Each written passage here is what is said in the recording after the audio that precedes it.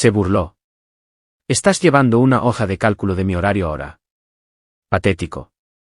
Cuando le pregunté por sus noches hasta tarde con un compañero de trabajo, dije, buena idea.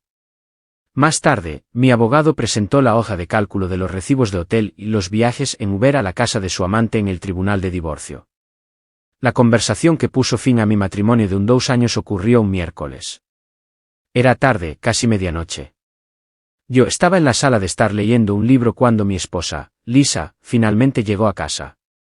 El aroma a vino y comida de restaurante la siguió al entrar por la puerta. Era la tercera noche hasta tarde en la oficina esa semana. Durante meses, las cosas habían estado raras. No de una manera ruidosa y explosiva, sino de una manera silenciosa y escalofriante. La calidez había desaparecido de nuestras interacciones, reemplazada por una distancia educada y formal. Estaba pegada a su teléfono, siempre inclinándolo para que yo no viera. Su vida laboral, que antes era un tema de conversación compartida, se convirtió en un territorio vago y amurallado. Las noches hasta tarde se volvieron cada vez más frecuentes. Siempre culpaba a un gran proyecto y siempre involucraba al mismo compañero de trabajo, un director de otro departamento llamado Greg. No soy un hombre celoso. Siempre he creído en la confianza. Pero la confianza se gana con acciones, y sus acciones estaban creando un nudo de sospecha en mi estómago que ya no podía ignorar. Decidí hablar con ella al respecto, no con acusaciones, sino con preocupación. Lisa, empecé, dejando mi libro mientras ella dejaba caer sus llaves en el cuenco junto a la puerta. Estas noches hasta tarde se están volviendo demasiadas. Apenas nos vemos ya. ¿Está todo bien en el trabajo? Ni siquiera me miró, solo suspiró, un sonido lleno de un cansancio teatral. Es un proyecto enorme, David. Te lo he dicho. Es simplemente lo que se requiere en este momento. Lo entiendo, dije, manteniendo mi voz firme. Solo parece que es mucho tiempo con Greg. Estoy empezando a sentirme como un extraño en mi propia casa. Fue entonces cuando se giró. No había simpatía en sus ojos, ni comprensión, solo un destello de puro e inalterado desprecio. Se rió, un sonido corto, agudo y feo. Oh, Dios mío, dijo, sacudiendo la cabeza con incredulidad. Ahora llevas una hoja de cálculo de mi horario. A esto hemos llegado. Eso es patético. La palabra quedó suspendida en el aire entre nosotros. Patético. No era solo una negación. Era un asesinato de mi reputación. Estaba destinado a hacerme sentir pequeño, controlador y tonto por siquiera cuestionarla. En ese único momento, mirando el desdén en su rostro, me di cuenta de que la mujer con la que me casé se había ido. El matrimonio que intentaba salvar ya estaba muerto. Yo solo era el último en saberlo. Cualquier amor que quedaba dentro de mí murió allí mismo, en esa habitación fría y silenciosa. Algo dentro de mí se silenció. El dolor estaba allí, pero estaba siendo rápidamente sepultado por una capa de hielo. La miré, con el rostro completamente inexpresivo. Una hoja de cálculo, repetí en voz baja. Es una buena idea. Me levanté, pasé a su lado sin decir otra palabra, entré en nuestro dormitorio y cerré la puerta. Probablemente pensó que había ganado, que me había avergonzado con éxito hasta el silencio. No tenía ni idea de lo que acababa de empezar. Me había dado mi nueva misión. El objetivo ya no era arreglar mi matrimonio. El objetivo era sobrevivir al final de este con mi dignidad y mis finanzas intactas. A la mañana siguiente, mientras ella estaba en la ducha, hice mi primera llamada. Encontré el nombre del abogado de divorcios mejor calificado de mi ciudad, un hombre llamado Sir Davies, conocido por su enfoque meticuloso y sensato. Programé una consulta para el día siguiente. No le dije que quería un divorcio. Le dije que me iba a divorciar y que necesitaba entender el panorama. En su oficina, expuse la situación, la distancia emocional, las constantes noches hasta tarde con una persona específica y su negación despectiva. Le conté el comentario de la hoja de cálculo. Escuchó pacientemente, tomando notas. En este estado, explicó, la infidelidad puede tener un impacto significativo, particularmente en lo que respecta a la división de bienes y la pensión compensatoria. Si puedes probar que se usaron fondos matrimoniales para facilitar una aventura, lo que llamamos disipación de activos, un juez puede otorgarte una porción mayor del patrimonio para compensarte. Pero necesitas pruebas. Pruebas sólidas e irrefutables. Las sospechas no valen nada en un tribunal. Entonces, ¿qué tipo de pruebas? Pregunté. Recibos, fotografías, registros de viaje, testimonios de testigos, dijo. Un patrón claro de comportamiento respaldado por documentación. Tiene que ser hermético. Asentí lentamente. Una hoja de cálculo. Una hoja de cálculo detallada, documentada y hermética. De acuerdo, dije. Puedo hacer eso. Pagué su anticipo y salí de su oficina con un conjunto claro de instrucciones. Lisa quería que me sintiera patético. Estaba a punto de mostrarle lo que significaba ser metódico. Actualización 1. Durante los siguientes 3 meses, viví una doble vida. Por fuera, era el esposo silencioso y derrotado. Dejé de preguntar a dónde iba Lisa. No cuestioné sus noches hasta tarde. Me volví educado y emocionalmente distante, reflejando su propio comportamiento. Para ella, debió parecer que su táctica había funcionado perfectamente. Pensó que me había puesto en mi lugar. Su confianza creció, y con ella, su descuido. Esto era exactamente con lo que contaba. Por dentro, yo era un analista de inteligencia, y mi matrimonio era el objeto de mi investigación. El primer paso fueron las finanzas. Tenía acceso completo a todas nuestras cuentas conjuntas y tarjetas de crédito en línea. Cada noche, después de que ella se iba a la cama, iba a mi oficina en casa, cerraba la puerta y comenzaba mi trabajo. Creé un archivo seguro protegido con contraseña en mi computadora. Lo llamé el proyecto de la hoja de cálculo. Comencé revisando meses de extractos de tarjetas de crédito. El patrón surgió casi de inmediato. En las noches que afirmaba estar atrapada en la oficina, había cargos que no tenían sentido.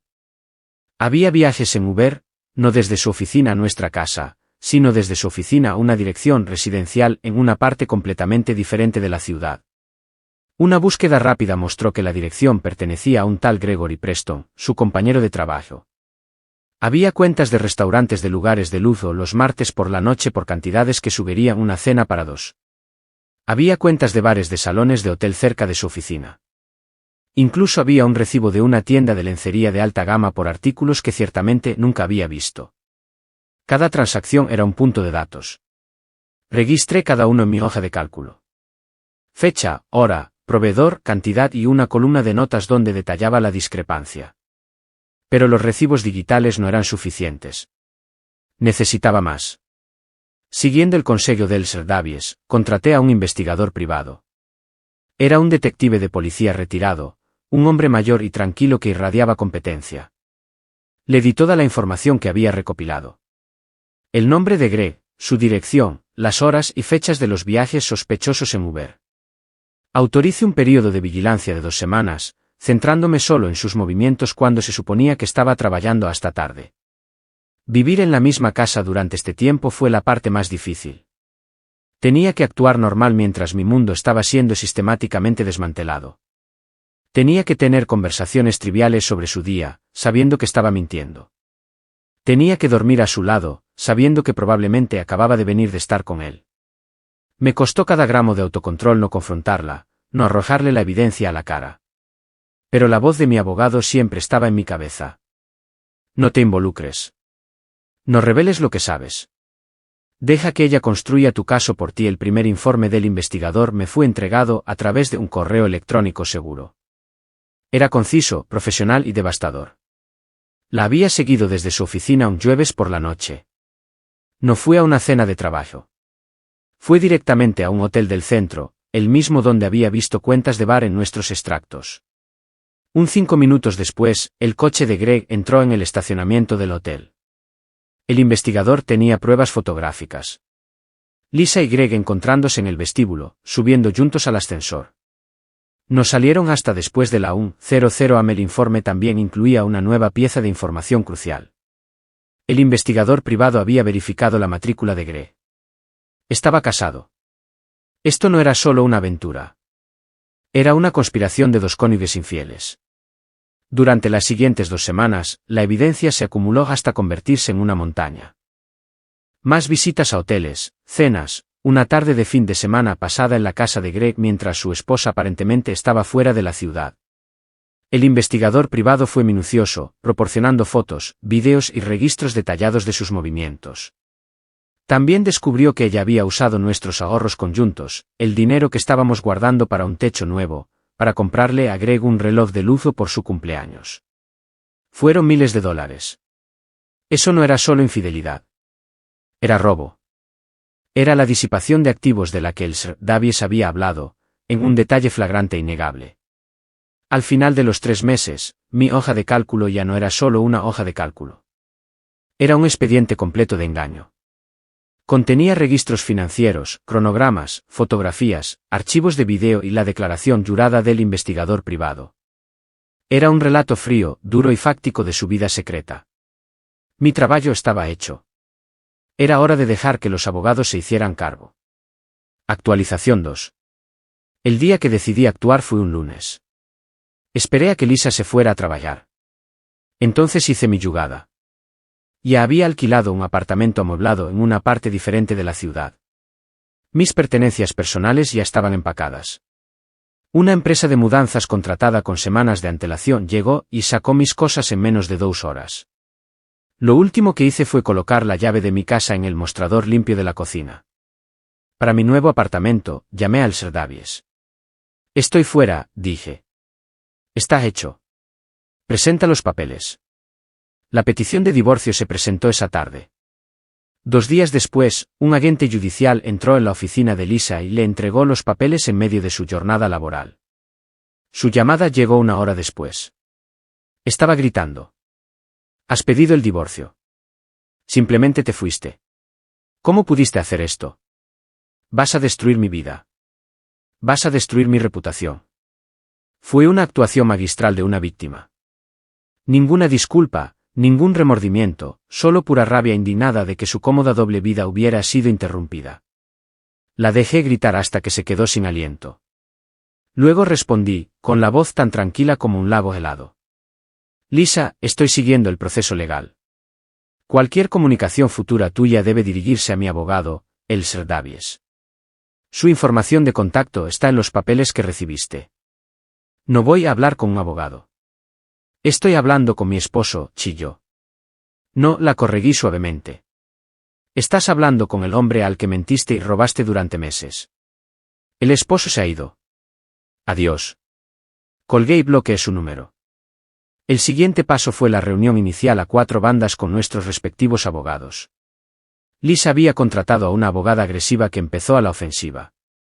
Se sentó frente a mí en la mesa, con el rostro en una máscara de inocencia desafiante. Su abogada expuso sus demandas, la mitad de todos los activos, incluidas mis cuentas de jubilación, pensión compensatoria permanente y que yo pagara sus honorarios legales. Se presentaba a sí misma como la esposa agraviada, abandonada por un esposo paranoico e inestable. Lo negó todo. Las noches hasta tarde eran por trabajo. Greg era solo un amigo, un mentor. Las discrepancias financieras eran malentendidos. Los cargos del hotel eran por eventos de trabajo. Mentira tras mentira, dichas con una cara impávida. Después de que terminaron su presentación, el Sr. Davies se inclinó hacia adelante. No levantó la voz. Habló en un tono tranquilo y mesurado. Gracias por esa creativa pieza de ficción, le dijo a la abogada de Lisa. Ahora, hablemos de la realidad, miró a Lisa. Mi cliente no es paranoico. Sin embargo, es extremadamente minucioso. Durante los últimos 3 meses, ha estado compilando un documento. Detalla un patrón de comportamiento que va mucho más allá de una simple amistad. Tiene extractos financieros, registros de viaje, una amplia evidencia de un investigador privado con licencia. Abrió su maletín y sacó una sola hoja de papel. Era una copia de una factura de hotel. La deslizó sobre la mesa. Esto es del Hotel Victoria, con fecha de hace 3 semanas. Una habitación reservada y pagada con su tarjeta de crédito conjunta. ¿Lo reconoce, Sra? Miller. Lisa lo miró, y por primera vez, un destello de pánico apareció en sus ojos. Y esto, continuó el Sr. Davies, colocando una fotografía encima del recibo. Era una foto nítida tomada por el investigador privado de ella y Greg besándose en el estacionamiento del hotel antes de subir al coche de él. Supongo que esto era parte del gran proyecto en el que estaban trabajando. Lisa se puso pálida. Su abogado arrebató la foto y su mandíbula se tensó. Miró de la foto a su cliente y la bravuconería pareció desvanecerse de él. Tenemos horas de grabaciones de vigilancia y cientos de páginas de documentación como esta, dijo el Sr. Davies en voz baja. Tenemos pruebas de infidelidad y una disipación significativa de los activos matrimoniales, incluido un reloj de $5,000 comprado con fondos de una cuenta de ahorros conjunta. Ahora, ¿le gustaría reconsiderar su demanda inicial, o prefiere que presentemos esta hoja de cálculo en un tribunal abierto? La sala quedó en silencio. Lisa miraba la foto sobre la mesa, su máscara de inocencia destrozada. Se había burlado de mí por ser patético. No tenía ni idea de que sus propias palabras habían forjado el arma que ahora desmantelaría su vida. Actualización final: han pasado 6 meses desde esa reunión. Ahora soy oficialmente un hombre divorciado. Resulta que Lisa y su abogada decidieron no presentar la hoja de cálculo en un tribunal abierto. Después de esa vista previa inicial de la evidencia, toda su estrategia se derrumbó. Su abogada, al darse cuenta de que le habían mentido y que tenía las de perder, la presionó para que llegara a un acuerdo, y que lo hiciera rápidamente. Las deposiciones fueron una formalidad. Mi abogado, el Sr. Davies, fue implacable. Presentó una selección curada de la evidencia, pieza por pieza condenatoria, los recibos de Uber a la casa de Greg, los extractos de la tarjeta de crédito de cenas románticas, las fotos del investigador privado fuera de los hoteles, la transferencia bancaria por el reloj de lujo. Cada pieza de evidencia era un clavo en el ataúd de sus mentiras. Verla retorcerse bajo el interrogatorio, forzada a admitir un malentendido tras otro, fue una experiencia sombríamente satisfactoria. Había construido su mundo sobre una base de engaño, y ahora lo veía desmoronarse bajo el peso de hechos simples e innegables. El acuerdo de divorcio final fue un testimonio del poder de la documentación. No se acercó ni de lejos a la división 5050 que ella había exigido inicialmente. El juez se tomó muy en serio la disipación de activos. Los miles de dólares que había gastado en su aventura, los hoteles, las cenas, los regalos, se calcularon y dedujeron directamente de su parte del patrimonio conyugal. Su solicitud de pensión compensatoria fue denegada por completo, citando el juez su flagrante infidelidad y mala conducta financiera. Se fue con una fracción de lo que pensaba que le correspondía. Se quedó con sus mentiras y las consecuencias. Las secuelas para ella fueron brutales. La esposa de Greg, resultó, no era del tipo indulgente. No tengo idea de cómo se enteró, pero recibí una carta de su abogado un mes después de que nuestro divorcio fuera definitivo, solicitando copias de ciertas piezas de evidencia del informe de mi investigador privado para usarlas en sus propios procedimientos de divorcio. El Sr. Davies se encargó de ello. La aventura de Greg no solo le costó su matrimonio. Le costó muy caro en el divorcio, y su carrera, según se informa, se estancó debido al escándalo dentro de su empresa. La vida de Lisa también se vio trastocada. No podía permitirse nuestra casa y no podía permitirse vivir sola en la ciudad. Lo último que supe es que se había mudado a un pequeño apartamento a 1 hora de distancia. Perdió a muchos de sus amigos que se horrorizaron cuando salió a la luz la verdad de su engaño calculado a largo plazo. En cuanto a mí, siento una sensación de paz que no había sentido en años. Todo el proceso fue agotador y desagradable, pero fue necesario. No actué por ira o deseo de venganza. Actué por una necesidad de autopreservación y justicia. Su burla fue el catalizador. Me llamó patético por querer saber la verdad. Sugirió sarcásticamente una hoja de cálculo, y en su arrogancia, me entregó la misma herramienta que necesitaba para protegerme. Vendí la casa. Estaba llena de demasiados fantasmas. Compré un lugar más pequeño para mí, y el silencio es un consuelo. La hoja de cálculo, esa meticulosa crónica de su traición, se encuentra en un disco duro protegido con contraseña en mi caja fuerte. Probablemente nunca la volveré a mirar. No lo necesito. Gané. No gritando ni peleando, sino siendo silencioso, metódico y minucioso. Tomé su insulto y lo convertí en mi estrategia. Fue, sin lugar a dudas, la mejor y más rentable idea que me dio jamás.